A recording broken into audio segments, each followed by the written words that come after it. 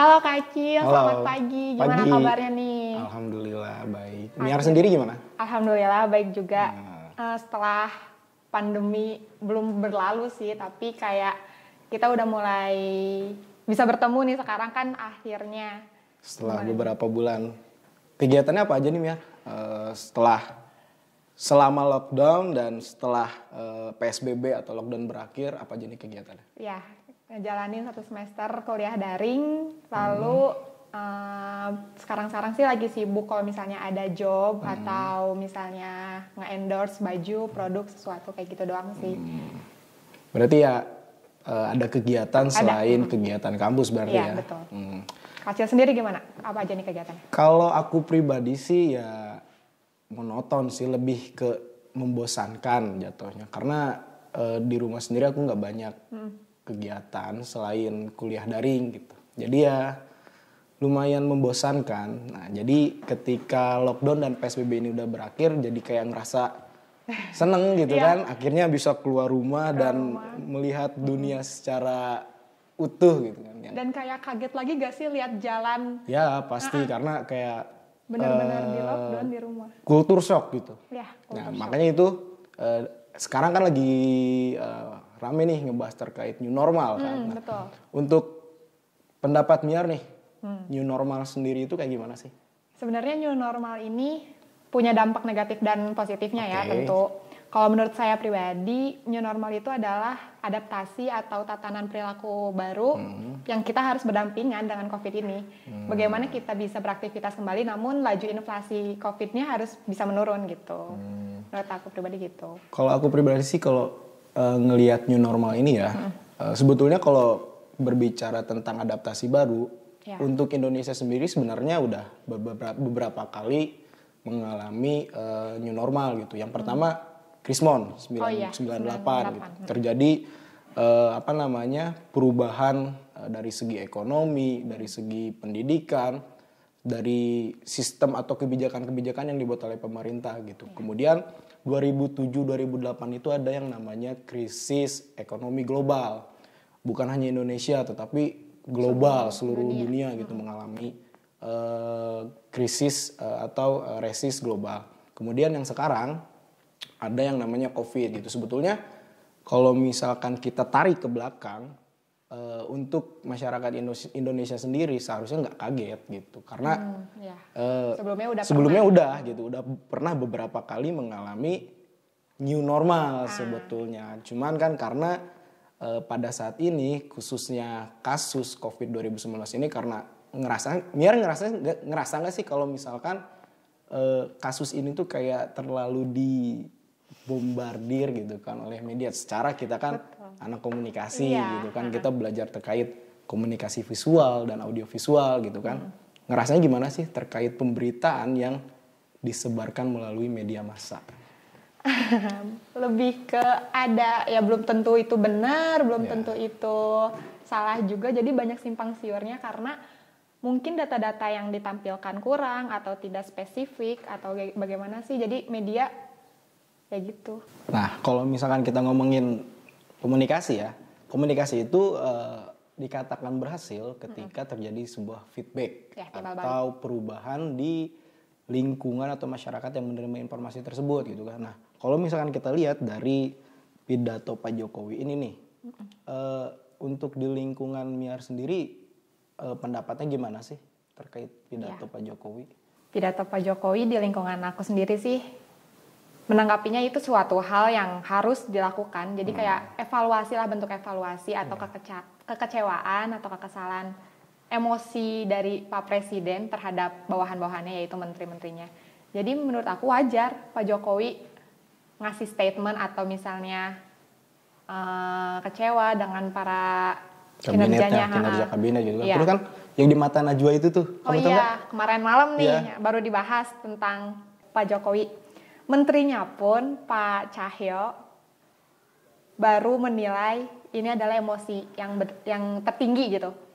Karena semenjak kenal dari wali kota itu baru sekarang marahnya semarah ini. Maksudnya ya Pak Jokowi ini bisa dibilang jarang gitu kan jarang untuk buat meluapkan marah-marah emosinya di depan publik gitu kan. Nah, kalau misalnya ngomongin komunikasi politik, di sini ada teori yang namanya fenomenologi gitu. Nah, kalau teori fenomenologi ini adalah teori yang membahas terkait gejala atau perubahan-perubahan yang terjadi di lingkungan masyarakat atau aktor atau individu tertentu gitu. Jadi ya aku rasa Pak Jokowi ini wajar aja gitu kalau misalkan marah, karena dilihat dari kinerja kementeriannya pun kan Tidak sesuai ekspektasi. bukan tidak sesuai sih, tapi lebih ke kurang puas gitu kan. Jadi ya wajar aja gitu terjadi perubahan sikap di sosok Pak Jokowi ini sendiri gitu kan. Yang tadi kan kata menterinya kan Pak Cahyo ini kan tadi bilang kalau waktu jadi wali kota ini kan beliau bisa dibilang kurang atau enggak jarang lah untuk marah-marah gitu kan. Nah, ketika jadi presiden dan 2 periode kan Pak Jokowi ini, beliau baru bisa marah, luap emosinya gitu, meluapkan emosinya gitu kan di depan kabinetnya. Nah, itu disebutnya ya fenomenologi yang terjadi di dalam komunikasi politik itu sendiri gitu. Nah, yang menarik juga di sini bukan hanya menteri-menterinya yang menilai pidato Pak Jokowi, tapi ada beberapa netizen, komen dari netizen. Pastilah netizen dari Indonesia, media sosial itu. Iya, netizen Indonesia ini kan Jahat-jahat sudah ngomongnya nih. mendapatkan cap yang wah lah di mata dunia gitu kan prestasinya. Salah satunya apa Nah, nih? di sini ada namanya itu akunnya Akbar Boni. Dia itu ngomen visi misi presiden kalau gagal salahin menteri gitu. Wah, Gimana kalau menurut pendapat Miar? ya nggak gitu. Ini konsep yang salah sih kata aku. Statement yang salah. Visi misi presiden kalau gagal salah menteri. Kalau aku pribadi sih sebenarnya Apa emang iya? Sebetulnya kalau misalnya ngomongin negara yang harus bertanggung jawab sebetulnya ya pemerintah, bukan pemerintah kepala pemerintahnya gitu ya. Kalau di Indonesia kan presiden, sebetulnya tanggung jawab presiden gitu Penuh kan. Ya. Tanggung jawab presiden penuh gitu, karena kan si menteri-menteri ini kan adalah bawahan dari presiden itu sendiri. Sebetulnya yang bukan wajib disalahkan sih, tapi yang bertanggung jawab. Iya, kayak bertanggung jawab jelas. Harusnya ya presiden gitu. Tapi tetap aja si menteri ini memang harus bertanggung jawab kepada presiden. Kemudian ini nih pedes banget. Ada dari Darmawati _ di capsule kan. Iya. Rezim Jokowi licik menindas bangsa Indonesia tanpa ampun. Kalau aku pribadi sih yang ngelihatnya ini kan lagi kondisi yang maksudnya nggak pantas lah. Bukan nggak pantas, kurang tepat lah. Kurang tepat. Maksudnya jangan dijadiin momentum untuk menjelek-jelekan personal. Nah, gitu kan kalau misalkan dianya kan itu personal banget gitu, rezim Jokowi licik menindas bangsa Indonesia tanpa ampun katanya. Tapi nggak sedikit juga nih yang ngebela atau misalnya yang mendukung karena ya mereka ngerti mungkin ini bentuk kekesalan atau kekecewaan seorang Pak Jokowi. Nah, kalau di masyarakat sendiri nih. Pantesan aja ya, maksudnya Pak Jokowi kayak gini, aku jadi keinget tentang kelingkungan aku sendiri nih. Iya, gimana? Tentang bantuan sosial dari Pak Jokowi dan dari pemerintah. Mungkin Pak Jokowi ngomong kayak gini karena emang sesuai realitanya. Tetanggaku aja tidak sesuai waktunya, tidak tepat waktunya. Nah, mungkin itu tersendat atau gimana penyalurannya? Kalau aku lihat sih sebetulnya pemerintah itu udah dari awal kan nganggarin terkait bansos ini gitu. Nah, tapi kenapa masih? I don't know.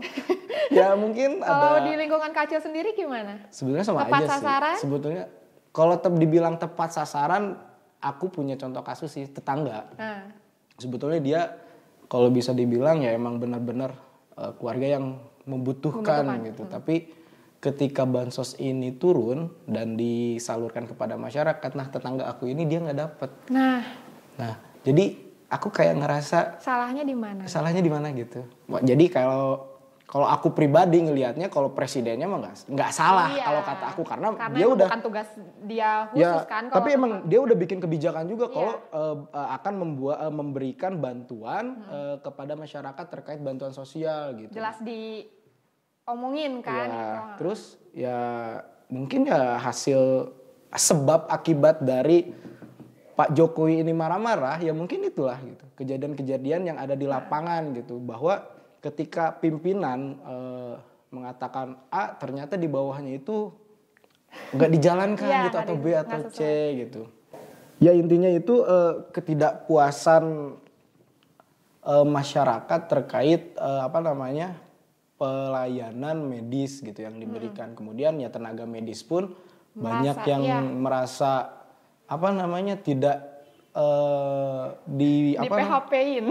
Ya kayak di PHP kan awalnya tuh mereka kan dijanjikan bonus berapa juta gitu kan. Tapi dan itu harus sih sebenarnya uang bonus setahu kayak aku gitu sih sampai sekarang belum ada informasi yang belum turun kan. Ya katanya belum itu, turun. Maka gitu. dari situ yang nyambung ke anggarannya harusnya berapa, tapi yang baru keluar baru berapa. Ya, makanya kan waktu beberapa bulan kemarin kan sempet trending kalau dokter atau tenaga kesehatan yang bikin hashtag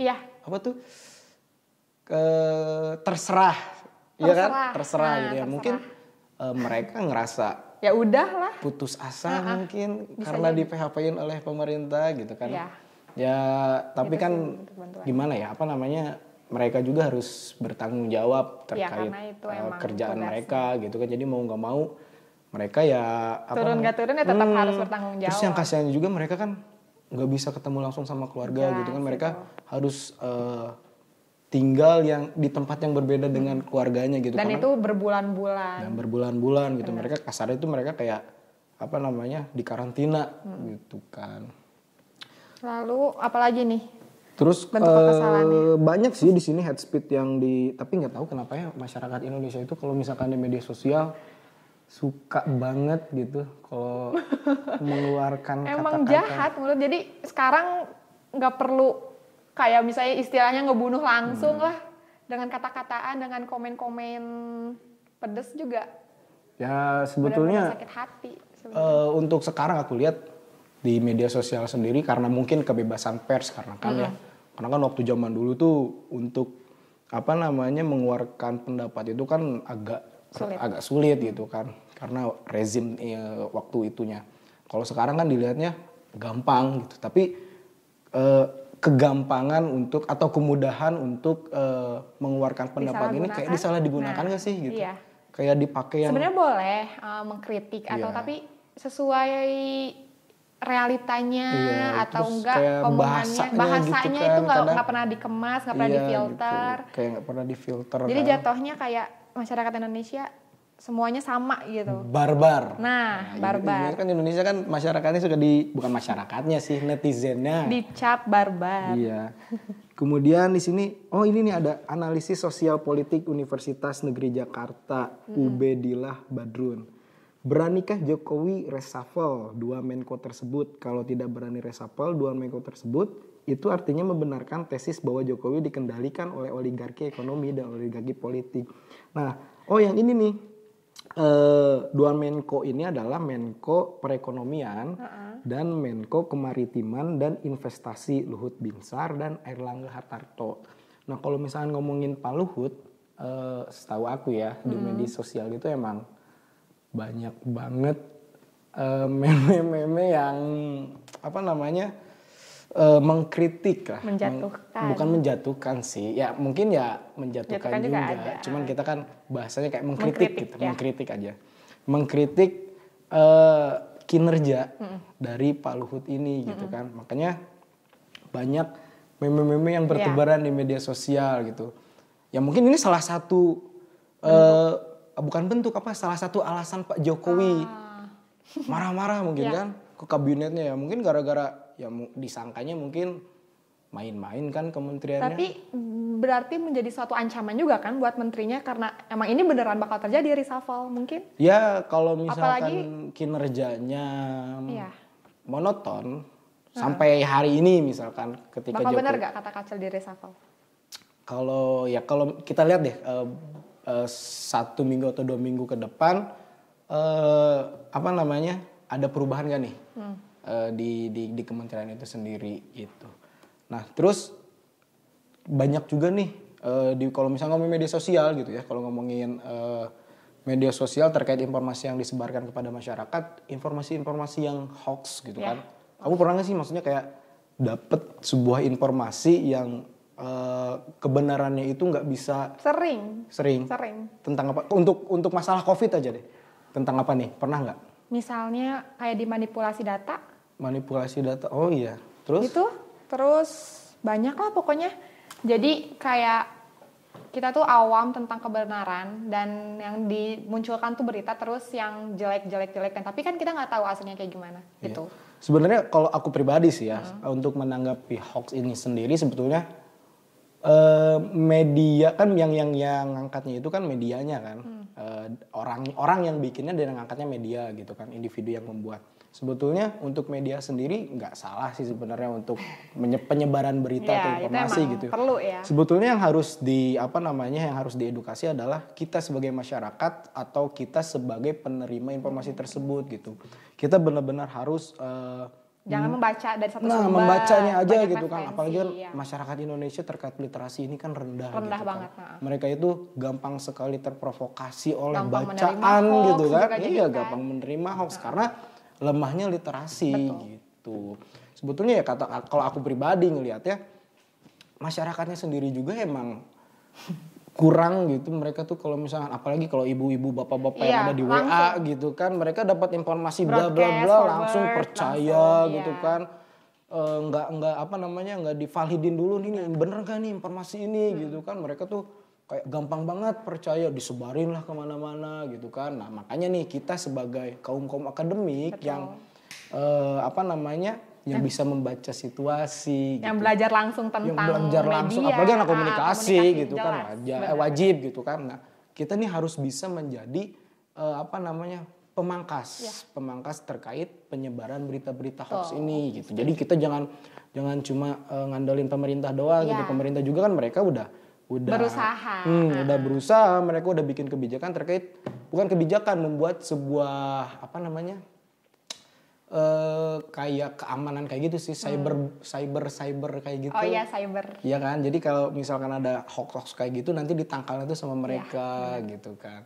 Kalau ngomongin pidato Pak Jokowi ini, aku rasa sih ya untuk momen sekarang atau situasi sekarang, dibilang pas ya nggak terlalu pas, tapi dibilang nggak pas juga ya tapi pas gitu. Menurut aku ya 50-50 gitu. Karena kalau misalkan Pak Jokowi nggak mengeluarkan pidato yang memarahi itu kan, konteksnya memarahi kementerian, ya aku rasa kementerian-kementerian yang ada di Indonesia ini mereka akan santai-santai aja gitu dalam menangani kasus COVID ini. Makanya aku pribadi sih salut lah sama Pak Jokowi. Untuk Miar gimana nih pendapatnya terkait omelan pidato? Menurut aku juga ini sangat wajar dan sangat pas dan harus ada omelan kayak gini karena untuk motivasi menterinya. Lalu ya kita nggak bisa gini terus kalau misalnya tanpa teguran ya mungkin santai-santai aja menterinya dan nggak ada rasa ancaman untuk melakukan lebih baik gitu. Ya, jadi harus dipecut dulu gitu. Kebiasaan orang Indonesia kan kayak gitu. Kayak kita juga lah gitu. Harus kita kan dimarahin dulu baru ancaman dulu. Iya, dimarahin dulu baru kita kerja gitu kan. Ya mungkin itu aja sih yang pengen aku ceritain gitu ke kamu, pengen aku bahas. Iya, jangan lupa kan like, comment, and subscribe di YouTube channelnya FISIP Unpas. Lalu kita juga ada di Spotify podcast Spotify. Jangan lupa dicek di FISIP Unpas. Oke?